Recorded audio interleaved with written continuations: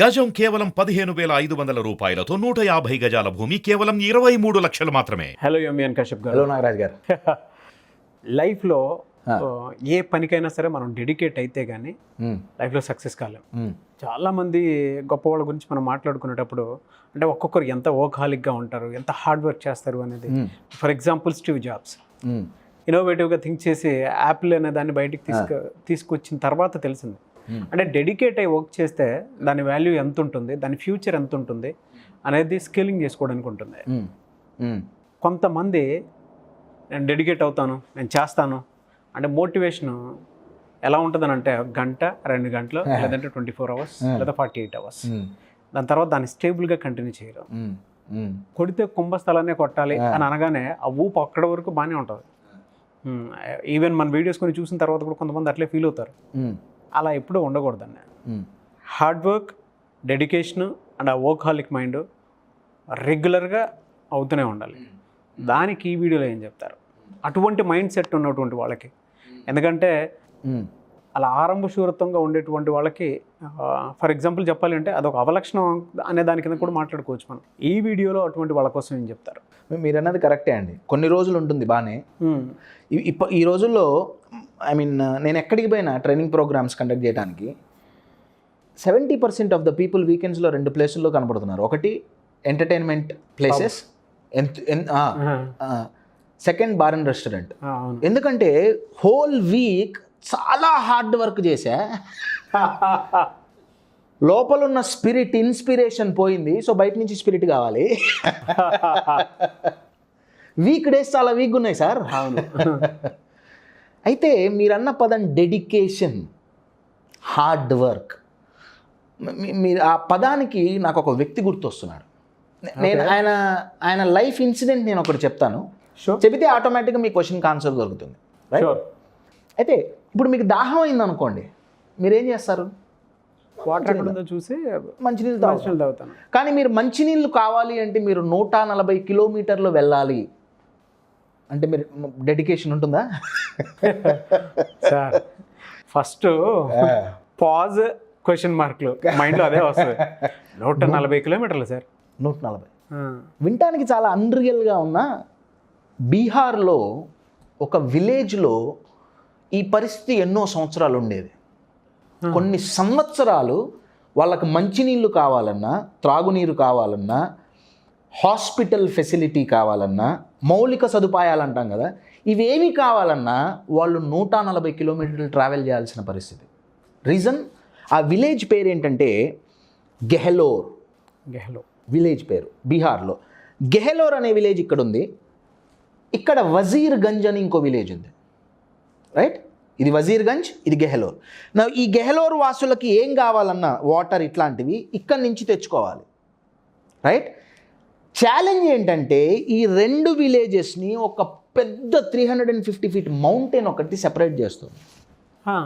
వీళ్ళు ఇప్పుడు ఇక్కడి నుంచి ఇక్కడికి పోవాలంటే ఈ కొండ చుట్టూ, పర్వతం చుట్టూ తిరిగి 70 కిలోమీటర్లు పోను, 70 కిలోమీటర్లు రాను, లేదా ఈ కొండ ఎక్కి దిగి అటు పోవాలి. సో వాళ్ళ విలేజ్లో ఎప్పుడు మంచినీళ్ళు కావాలన్నా, ఏం కావాలన్నా పొద్దున్నే కుండలు పట్టుకొని కొండంతా ఎక్కి దిగి అటు పోయి మళ్ళీ ఆ కడవలన్నీ ఎత్తుకొని ఇటు వచ్చేవాళ్ళు. రైట్? ఇది ఎన్నో సంవత్సరాలు నడిచిందండి. ఒకరోజు ఒక వ్యక్తి యొక్క భార్య అటుపోయి మంచినీళ్ళు పట్టుకొని వస్తుంటే కాలు జారి కొండ మించి కింద పడింది. తల పగిలింది. తల పగిలి ఆమె ఇటు విలేజ్కి వచ్చింది, చాలా రక్తం పోయింది. మళ్ళీ ఈమెను ఎత్తుకొని మళ్ళీ కొండ దాటి మళ్ళీ హాస్పిటల్కి అటు తీసుకోపోవాలి. ఈ పోయేలోపు ఆ అమ్మాయి ప్రాణం పోయింది. ఇలా రోజు సంవత్సరానికి ఎంతోమంది తలలు పగులుతున్నాయి, ప్రాణాలు పోతున్నాయి, ఎంతోమంది వాళ్ళ ఫ్యామిలీ మెంబర్స్ని కోల్పోతున్నారు. కానీ ఈ అమ్మాయి ఎప్పుడైతే చనిపోయిందో వాళ్ళ భర్తకు కోపం వచ్చింది. యూజువల్గా చాలామంది బాధపడే వాళ్ళు, అయ్యో ఏంటిది, మాకింతేనా, మా విలేజ్ ఇంతేనా. కానీ ఈ వ్యక్తి కోప్పడ్డాడు, బాధపడలా. ఈ వ్యక్తి ఏమన్నాడంటే, ఈ మౌంటైన్ నా వైఫ్ని, నా లైఫ్ని పాడు చేసింది, నేను దీన్ని ఉంచను, పగలగొడతా. జనాలు అన్నారు, వైఫ్ చనిపోయింది, పత్ని మరగయా తో పాగల్ హోగయా. భార్య చనిపోతే పిచ్చెక్కింది వీడికి, పర్వతాన్ని పగలగొడతాడా? You're getting my point. కానీ పగలగొట్టాడు ఒక్కడే పర్వతం మొత్తాన్ని పగలగొట్టాడు. ప్రొక్లైనర్లు లేవు, జేసీబీ లేవు, ఏం లేవు. ఒంటి చేత్తో ఒక్కడే ఆ పర్వతాన్ని పగలగొట్టాడు. ఈ 70+70 140 కిలోమీటర్ల రూట్ని ఆయన పర్వతం పగలగొట్టి మధ్యలో రోడ్డు వేస్తే ఇప్పుడు 2 కిలోమీటర్లు కూడా లేదు. అయితే ఇది సాధించటానికి ఆయనకి 1 కాదు, 2 కాదు, 3 కాదు, 22 సంవత్సరాలు పట్టింది. 22 సంవత్సరాలు అన్నాయి. 22 సంవత్సరాలు. ఎవరు సార్ పర్సన్? ఆయన పేరు దశరథ్ మాంజీ. ఆయనకి మౌంటైన్ మ్యాన్ ఆఫ్ ఇండియా అని ఒక బిరుదు ఇచ్చారండి. మీ స్క్రీన్ మీద ఆయన గారి ఫోటో కనిపిస్తుంది చూడండి. Dashrath Manjhi the mountain man అని ఈయన మీద ఒక సినిమా వచ్చింది హిందీలో. నా క్వశ్చన్ ఏంటంటే అండి, మీరు ఇందాక డెడికేషన్ అన్నారు కదా, హార్డ్ వర్క్ అన్నారు కదా. ఇమాజిన్ పొద్దున్నే లేవగానే ఇంకా పనేం లేదు, ఆ సుత్తి పార తీసుకొని కొండ మీదకి వెళ్ళేవాడు. సాయంత్రం సూర్యాస్తమయం వరకు కొండ పగలగొట్టడమే, పగలగొట్టుకు ఇంటికి రావాలి. 1 రోజు కాదు, 2 రోజులు కాదు, 3 రోజులు కాదండి, 22 సంవత్సరాలు. డెడికేషన్ అనాలా ఇంకేమనాలి?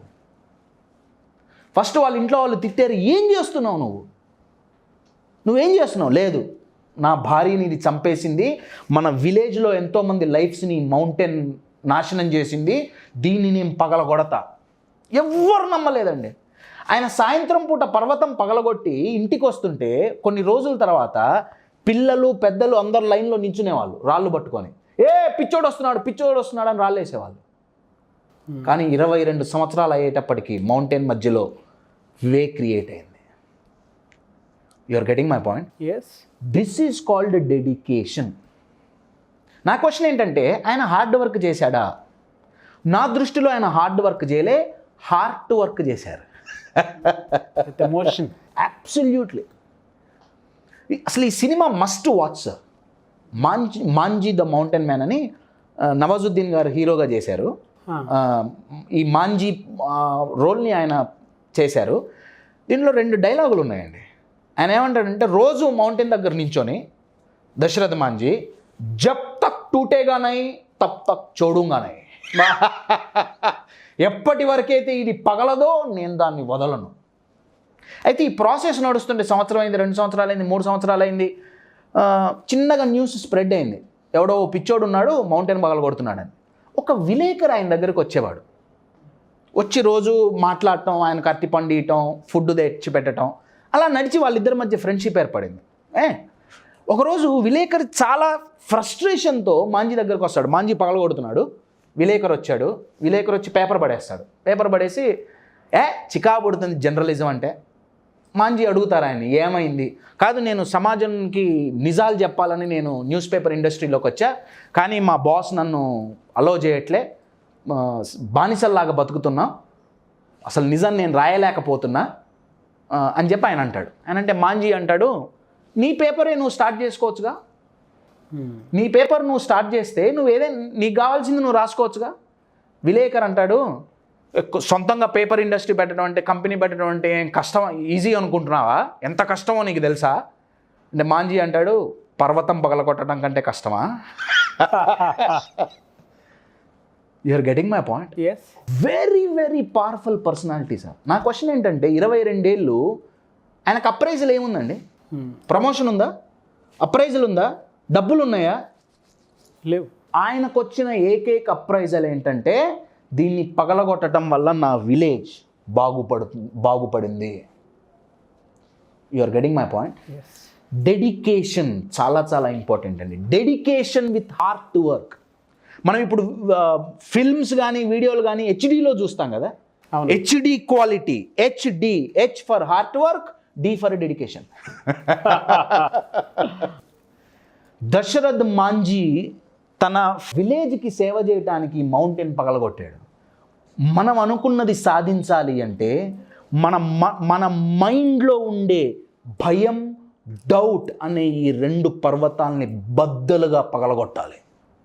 ఎప్పుడైతే ఈ మైండ్ లోపల ఉన్న పర్వతాలు పగులుతాయో, ఫియర్ అండ్ డౌట్, మనం అనుకున్నది ఏదైనా సాధించగలం. Example Dasharath Manjhi. My dear friends, start breaking your inner barriers. డెఫినెట్గా అండి. Thank you so much sir. Thank you. చాలామందికి అండి అంటే వీడియోస్ చూసిన తర్వాత కొంతమంది మానసికంగా రకరకాల ప్రాబ్లమ్స్ ఫేస్ చేస్తూ ఉంటారు. అటువంటి వాళ్ళు మీలాంటి వాళ్ళ సజెషన్స్ కానీ, గైడెన్స్ త్రూ కానీ, లేదంటే మెంటరింగ్ త్రూ కానీ అలా వెళ్దాం అనుకుంటారు. అది కార్పొరేట్ కంపెనీ అవనివ్వండి, స్కూల్స్ కానివ్వండి, కాలేజెస్ కానివ్వండి, లేదంటే గేటెడ్ కమ్యూనిటీస్ కానివ్వండి, లేదా సేల్స్ ఇంప్రూవ్మెంట్ కోసం మైండ్ సెట్ని ఏ విధంగా పెట్టుకోవాలి అనేటువంటి నాలెడ్జ్తో కానివ్వండి, ఏదైనా సరే. లేదంటే కొంతమంది ఈజీగా వేరే వాళ్ళకి అటాచ్ అవుతూ ఉంటారు. సో ఆ మైండ్ సెట్ని కలిగి ఉంటారు. అంటే రకరకాల ప్రాబ్లమ్స్ తోటి ఫేస్ చేస్తూ ఉంటారు. అటువంటి వాళ్ళు మిమ్మల్ని అప్రోచ్ అయితే మీరు వాళ్ళకి టైం ఇస్తారా? ప్రాసెస్ ఏంటి? డెఫినెట్గా టైం ఇస్తానండి. నా పని ఇది. Anything related to mind set is my job అండి. రైట్? రెండు రకాలుగా. ఒకటి ఇన్హౌస్ ట్రైనింగ్.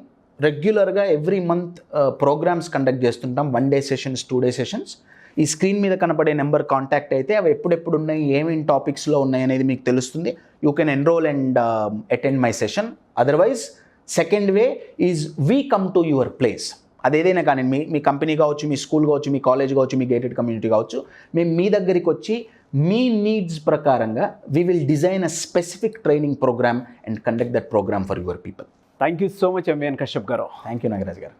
చూసారు కదండి వీడియో. ఈ వీడియోపై మీ అభిప్రాయాన్ని కామెంట్ బాక్స్లో పోస్ట్ చేయండి. మీకు కనుక ఎంవిఎన్ కశ్యప్ గారిది online, offline classes, sessions and దాంతోపాటు చాలామందికి కార్పొరేట్ కంపెనీస్ ఉంటాయి. సో కార్పొరేట్ కంపెనీస్కి ఒక గైడెన్స్ లేదంటే మెంటర్స్ కావాలి అనుకుంటే, ఒక కోచ్, లైఫ్ కోచ్ మీకు కావాలి అనుకుంటే, అండ్ స్కూల్స్, కాలేజెస్ చాలా ఉన్నాయి. అక్కడ ఎంవిఎన్ కశ్యప్ గారి సెషన్స్ మీకు కావాలి అనుకుంటే, అండ్ ముఖ్యంగా గేటెడ్ కమ్యూనిటీస్లో కూడా ఎంవిఎన్ కశ్యప్ గారి సెషన్స్ మీరు కావాలి అనుకుంటే వెంటనే స్క్రీన్ మీద కనిపిస్తున్న నెంబర్కి సంప్రదించవచ్చు. అండ్ మీకు ఏదైనా డౌట్స్ ఉంటే కింద కామెంట్ బాక్స్లో పోస్ట్ చేయండి.